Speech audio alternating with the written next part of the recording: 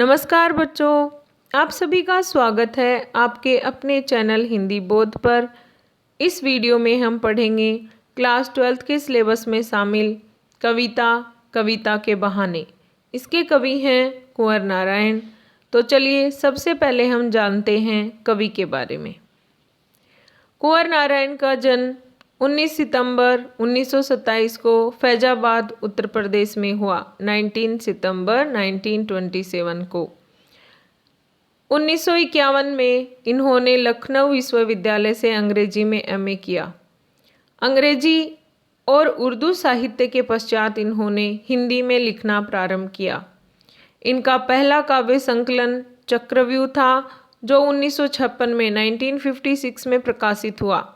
आत्मजयी नामक इनका प्रबंध काव्य इनकी प्रसिद्धि का कारण है। तो चलिए आगे हम बात करते हैं कविता के बारे में। कविता परिचय। कविता के बहाने कविता इन दिनों काव्य संग्रह से ली गई है। वेरी इंपॉर्टेंट प्रश्न है ये, और अब की बार आपके सिलेबस में ऑब्जेक्टिव टाइप क्वेश्चन हैं तो ऐसे पूछा जा सकता है। इसलिए आप याद रखोगे कि कविता के बहाने जो कविता है वो इन दिनों, उनका जो कुंवर नारायण का काव्य संग्रह है, इन दिनों उससे लिया गया है। इस कविता में बताया गया है कि आज यांत्रिकता के दबाव के कारण कविता का अस्तित्व मिट रहा है। मतलब कविता में वास्तविकता नहीं होती, इसलिए धीरे धीरे कविता का महत्व मिटता जा रहा है। ऐसे में ये कविता की अपार संभावनाओं को टटोलने का एक अवसर देती है। इस कविता में कविता की तुलना क्रमशः चिड़िया की उड़ान, फूल की महक और बच्चे के खेल से की है, और अंत में बच्चे के खेल से समानता स्थापित कर कविता की सार्वभौमिकता एवं असीमता निश्चित की गई है। बच्चे के खेल से ही अंत में कविता की समानता बता दी गई है, और जिस प्रकार, और सार्वभौमिकता मतलब सब जगह व्याप्त होना और उसकी कोई सीमा नहीं है, ये बताया गया है कविता की विशेषता के बारे में। चलिए हम शुरू करते हैं हमारी कविता। कविता एक उड़ान है चिड़िया के बहाने, कविता की उड़ान भला चिड़िया क्या जाने। बाहर भीतर इस घर उस घर, कविता के पंख लगा उड़ने के माने, चिड़िया क्या जाने। अब यहाँ पर सबसे पहले हम संदर्भ देखते हैं। तो प्रस्तुत कविता हमारी पाठ्यपुस्तक आरोह के कविता के बहाने शीर्षक से ली गई है। इसके रचनाकार कुंवर नारायण जी हैं। प्रसंग। कविता के वजूद के तात्पर्य को कवि ने चिड़िया, फूल और बच्चे के माध्यम से स्पष्ट किया है। भावार्थ है इसका, कवि यहाँ पर बता रहे हैं कि असल में एक कविता के मायने या तात्पर्य क्या होते हैं, कविता का मीनिंग क्या होता है, ये बता रहे हैं यहाँ पर कुंवर नारायण जी। वे कहते हैं कि जिस तरह चिड़िया अपने पंखों के सहारे उड़ान भरती है, चिड़िया कैसे उड़ती है? पंखों के सहारे। उसी तरह कविता भी कवि के हृदय में उत्पन्न होने वाले विचारों की ऐसी उड़ान है जो अनंत तक पहुंचना चाहती है। चिड़िया पंख के सहारे उड़ती है, वैसे ही कविता कवि के विचारों की उड़ान है।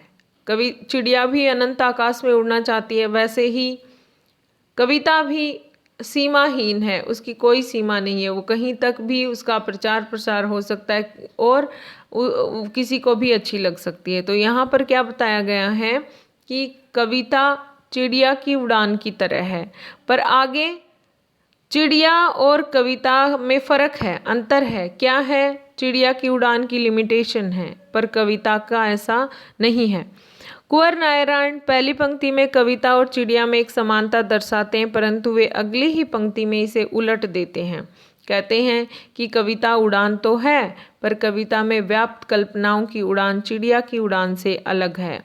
कविता अपने अंदर मनुष्य समाज की जिन चिंताओं को लेकर उनके निदान खोजने की तलाश में उड़ती फिरती है, मनुष्य के अंदर और बाहर की यात्रा करती है, यहाँ से वहाँ, वहाँ से यहाँ पड़ताल करने में जुटी रहती है, उसके इस भाव को चिड़िया समझ पाने में असमर्थ ही होती है।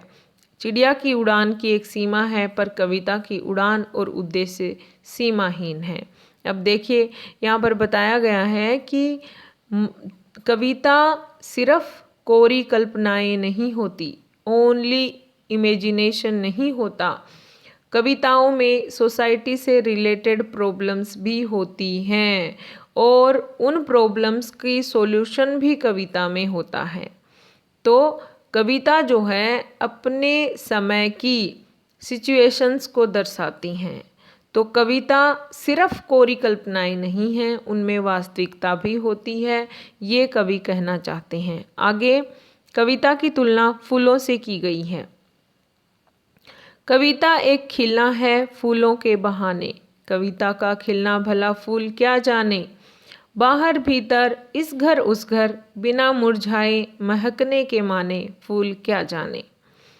अब देखिए यहाँ पर कवि क्या कहना चाहते हैं कि कविता फूल की खुशबू की तरह है। जिस प्रकार फूल की खुशबू फैलती है उसी प्रकार कविता का यश भी फैलता है। कविता फेमस होती है, पर फूल की खुशबू की एक लिमिटेशन है, पर कविता की कोई लिमिट नहीं होती।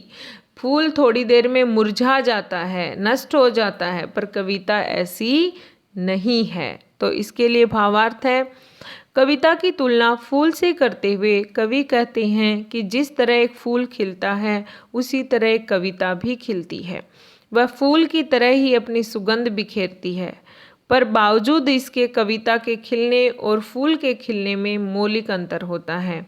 कविता सात्विकता का, सकारात्मकता का और सृजनात्मकता का संदेश फैलाती है और फैलाती ही रहती है। मतलब वो पॉजिटिविटी और क्रिएटिविटी का एक जो आपको संदेश देती है, एक मैसेज देती है, वो सिर्फ एक लिमिट टाइम के लिए नहीं देती, वो देती ही रहती है। वो आने वाली पीढ़ियों को भी वही संदेश देती है।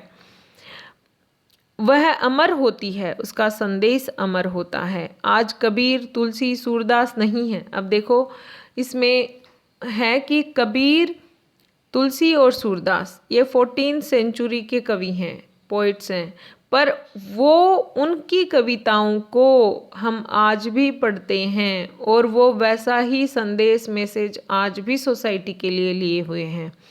तो पर उनकी कविताओं और कविता में व्याप्त संदेश आगे भी रहेगा, आज भी है और आगे भी रहेगा और पहले भी था। तो फूल एक थोड़े टाइम के लिए खिलता है, खुशबू बिखेरता है और नष्ट हो जाता है, परंतु कविता में व्याप्त संदेश रूपी खुशबू हमेशा फैलती है और फैलती ही रहती है, आगे भी रहेगा।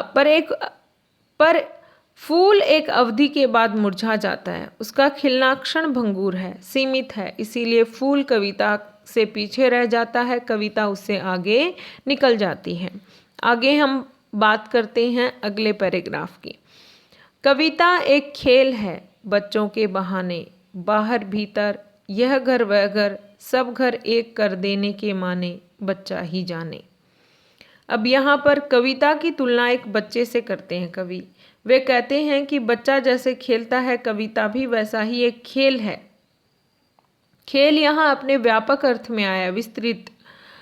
बच्चे का खेलना उसके आंतरिक विचारों का साकार होकर सामने आ जाता है। मतलब वो मन से, जो मन में जो उसके भाव होते हैं वैसे ही वो भाव प्रकट करता है खेल के माध्यम से। वह बच्चे की आत्मा की अभिव्यक्ति है। बच्चा भेदभाव न करने वाला होता है। मतलब बच्चा कभी भी सबके घर में एक जैसे भाव से खेलने जाता है ना, मेरा घर, तेरा घर, इसका घर, उसका घर, ऐसे भेद वह नहीं करता। सब तरफ दौड़ता भागता जाता पहुंचता है। सब घर उसके अपने घर हैं, संसार ही उसका अपना है। कविता भी भेद नहीं करती, वह भी संसार को जोड़कर देखने की आदी होती है। इसीलिए कविता बच्चे के अर्थ को और बच्चा कविता के अर्थ को जानने में सक्षम होते हैं। तात्पर्य यह है कि कविता कोरी कल्पनाओं और आत्ममुक्ता में डूबा रहने वाला सृजन न होकर जीवन के साथ जुड़ाव रखने वाला सृजन होता है। अब हम जानेंगे इसका काव्य सौंदर्य। कविता एक उड़ान है चिड़िया के बहाने, कविता एक खिलना है फूलों के बहाने, कविता एक खेल है बच्चों के बहाने। इसमें उत्प्रेक्षा अलंकार है।